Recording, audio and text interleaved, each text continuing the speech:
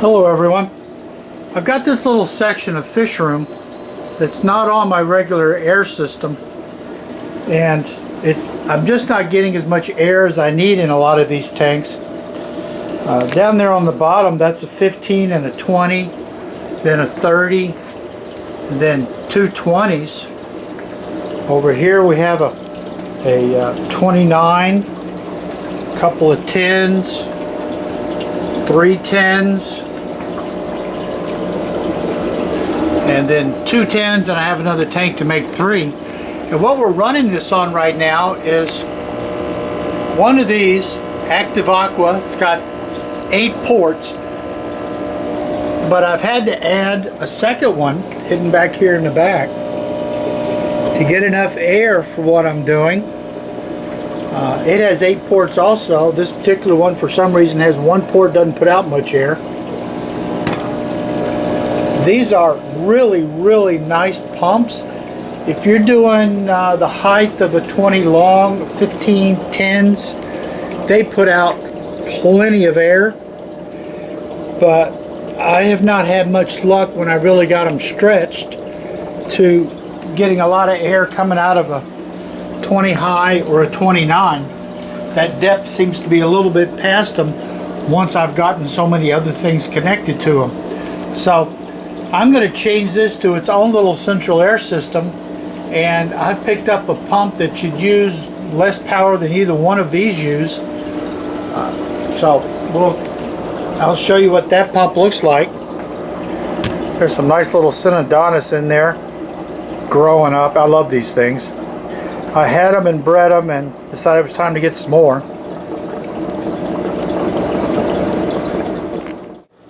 Hello everyone. I picked up one of these Pondmaster AP40. Very quiet, very nice pumps. Put out a lot of air. I'm running about 60 tanks on an AP60, and I'm going to see if I can get this AP40 to run these, I don't know, 1, 2, 3, 4, 5, 6, 7, 8, 9, 10, 11, 12, 13, 14 tanks, but there's some deep ones because there's 29s and 20 talls. So it's going to need a good bit of air. If I'm lucky, I'll have more air than I need. This is a nice pump, very quiet. Puts out a lot of air, at least the 60 does. We're going to see how much this one does.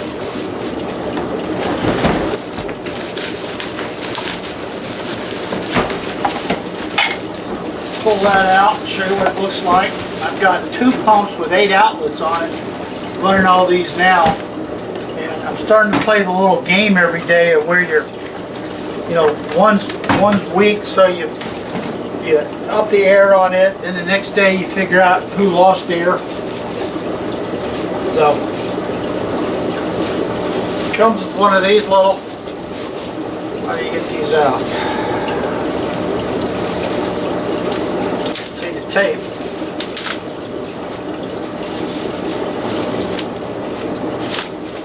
One of these set of outlets. I never really figured out what you're supposed to do with these, of course, because there's no controls on it. But it always looks good. You'd have to have some kind of valve on the other end to control how much air you're getting. So here's your pump. It comes with, the most useful part that it comes with is the little connector here that will fit on there. And then you get some clamps that will work it.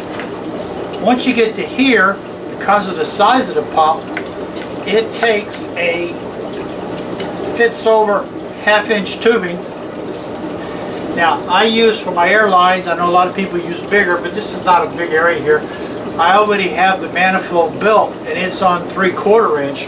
So I'm going to need, for where I'm going to mount it, the way I'm going to mount it, I'm going to need a 1/2 inch to 3/4 for the manifold, and picked that up at the box store yesterday.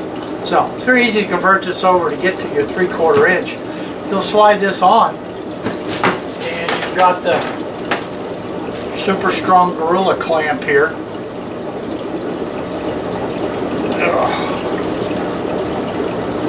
To hold it on. If not, I've got some that you tighten with a screwdriver. So, but this is a real nice pump. I'm gonna put it. I've got one of the little 8x on the back of this thing, so I'm gonna put it on the back side of here and get all this plumbed in, and we'll see how this one works when I get it set up. So we'll be back to you in a few minutes. All right, I got it put in. There's my big long manifold. I run it all the way up and down. And yes, at the moment I just have wires everywhere so I can get it all plugged in. Then I have to get it organized. I've managed to fit it back here like I did the other one. There's a little piece that came with it. Here's ½ inch, because it was ½ inch. There's the ½ inch. Here's my ½ inch to 3/4.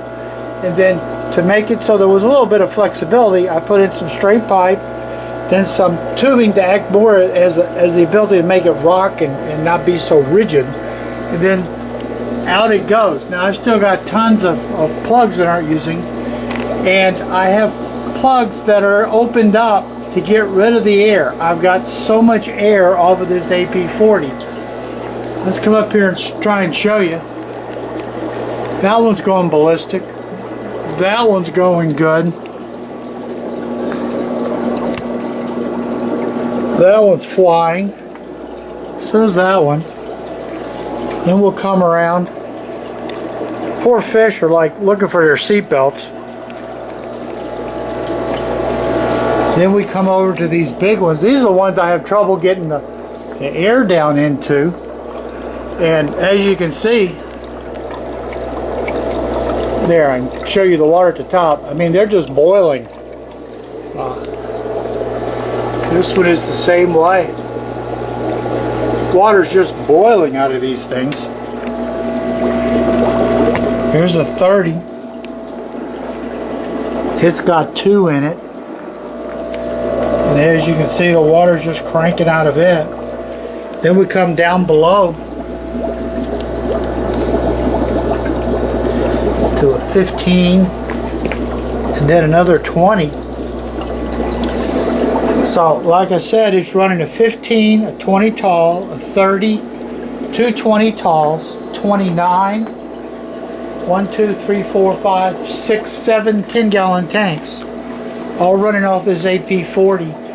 I've got 3 or 4 of the valves over there opened up to get rid of extra air, and they're all still really cranking. So let me tell you, this is one nice pump. AP40. It's quiet. It sits back there. It's not bothering anybody. And I just replaced 2 pumps using about the same amount of power each as this one uses.